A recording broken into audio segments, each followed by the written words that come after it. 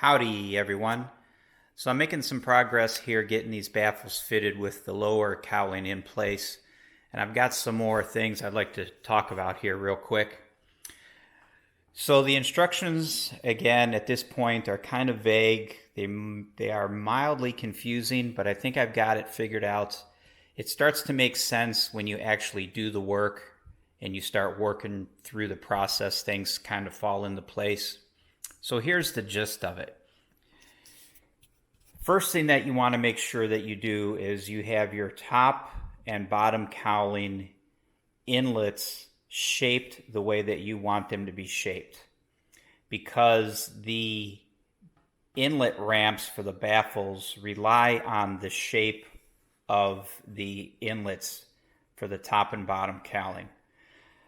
So if you remember going back when I was working with the cowlings, I had some excess cowling sticking past some of these edges. So just as an example, you can see where this aft edge ends here.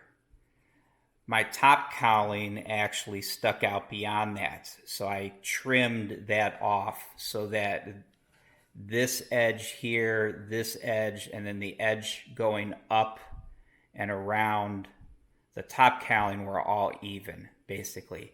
I didn't take any material off of here. I just trimmed up the areas that had an overhang. But now that these inlet areas, the top and bottom cowling, fit nicely with each other, I can go ahead and start fitting the inlet ramp to the inlet area of the cowling itself. So, like I've talked about before, you've got to cut these edges back so you can actually get the cowling in place. This inlet ramp has to fit up underneath this inlet, and this edge here needs to fit within this curve. Now, reading the instructions, this is what I gather. You want this inlet ramp to basically be cut just about even with the edge of the cowling. They give dimensions for clearance here, and they give dimensions for clearance here on the vertical piece. They're very small clearances. And I don't remember which is which, but one clearance is a 16th and the other clearance is 3/32. Actually, let me show you that on the print, because it's very confusing. So here's the section that I'm referring to here. This is page Oscar Papa 40-9. These are the written instructions that came with the cowling kit. So this here, this is the cowling nose, a cross section of the cowling nose. This area here is the inlet, the aluminum inlet ramp that I'm working with, and then ultimately between the two you're going to put some seal. So here's where it got confusing to me. You see this arrow here pointing to the inlet, or to the ramp. It says air ramp bottom of inlet, and then it also says it's the cylinder baffle side of inlet. So you have to look at this drawing from two perspectives. If you look at it from the bottom of the inlet, so the air is coming in this way, you're looking at the side of the airplane. This is the side of the ramp, and the clearance between where the edge stops and the aft edge of the cowling is going to roughly be a 16th, give or take. Now, if you look at the same drawing, but you look at it as you're looking straight down from the top of the airplane down, this now becomes like the side of the cowling, and then it wraps inboard. So now you're looking at it looking down. So now this piece becomes the side baffle piece. And that dimension for the side of the inlet is 3/32. So if you look at the drawing here, you're looking at this area. You're looking at it from the side this way and then from the top down. The point is that the inlet ramp, for the most part, will stop right at the edge of the cowling. Okay? Which makes sense if you think about it, because if you're going to be pulling the cowling on and off, you don't want your inlets getting hung up on the ramp and the side baffle. So once you get them cut to where you can actually get the cowling on, then of course you're going to have to start trimming them so that the edge of the inlet basically runs just short of the inlet on the cowling itself, just like I showed you on the drawing. And that is also true for this vertical piece here. Right now you can see that this sits behind the cowling. The cowling comes up here and this aluminum piece sticks forward. So this is going to have to be trimmed, and I still have to trim the inlet.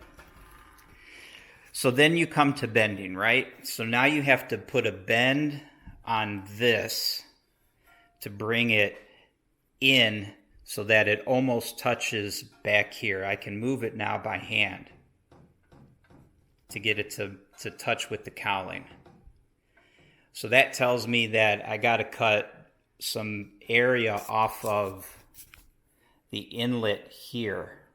I got to take this edge and I got to cut it more of an angle in this orientation so that I can take this sidewall and bend it over so that it will just about meet with this corner here. I have to do the same with the inlet ramp.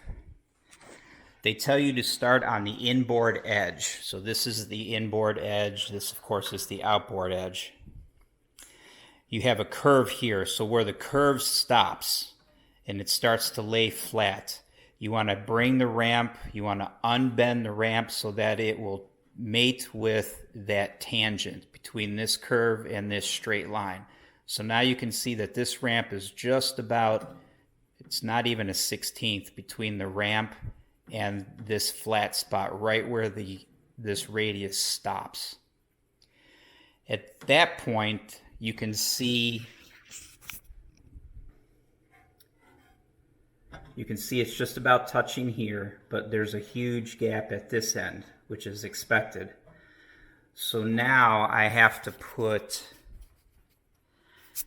a diagonal bend from where that tangent point is, from where the ramp touches the cowling right where this big radius stops.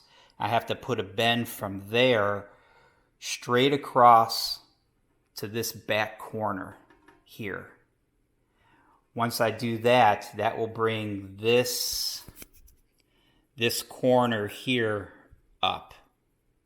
And they talk about that in the instructions, but it's very confusing. So you want to take the ramp as a whole and straighten it out so that it will just about kiss the cowling right where this fat radius stops. And then to close this gap in here, you want to go from that tangent point from where the cowling ramp, the inlet ramp touches the cowling, and put a bend from that point back to this corner of the ramp so that you can bend this up, and then ultimately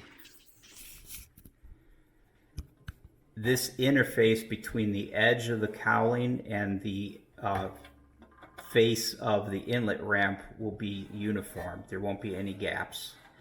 And this ramp piece will be cut. It will be cut aft enough, along with your side baffle will be cut aft enough that the cowling and those metal pieces don't interfere with each other. You want them to be trimmed so that they won't tuck up underneath or fit inside. Just about even. and then you'll fill that very small void with the whatever they give you. I'm assuming it's the same thing as the cowling seals. So that's the gist of it. I hope that makes sense. I know it sucks to listen to me go on and on, but I'm trying to figure this out as I go, and I'm trying to relay what I think is happening to you guys. A few things to think about. Sealing, as in you don't want air to flow from one area to another that it shouldn't be. So you want things to be nice and tight and sealed. This corner on both sides, this outside corner, you've got the side baffle, you got your inlet ramp, you got this angle piece here, and you've got this angle piece here, all come together in this corner. And then you've got this is bent here, this is bent along here. This is a very, very good spot to have a lot of things misaligned and a lot of gaps and a lot of tension, a lot of stress. It's the same thing on this side.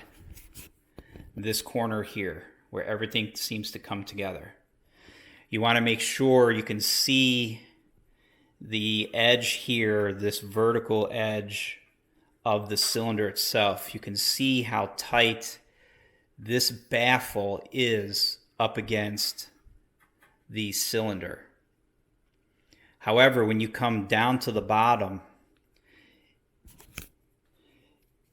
if this heavy bracket here that has the bolt in it, or this bracket, or the edge of the ramp, if any of that is protruding outward, it will push on the side baffle and it will open up a gap in here between the baffle and the cylinder.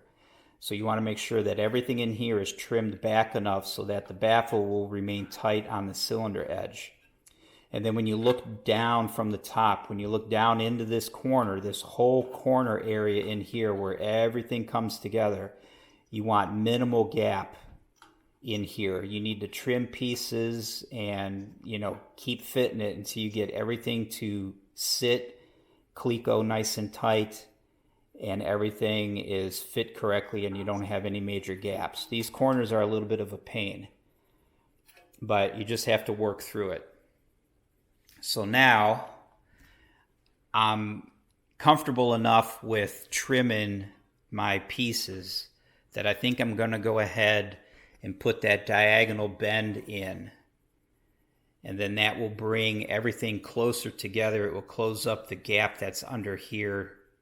And that will give me a lot better idea of how much I need to trim the entire front edge of the ramp. I don't want to trim it too much because then if I make this bend, I may actually trim it back too far. So I want to do the bend first and bring everything up nice and snug through here.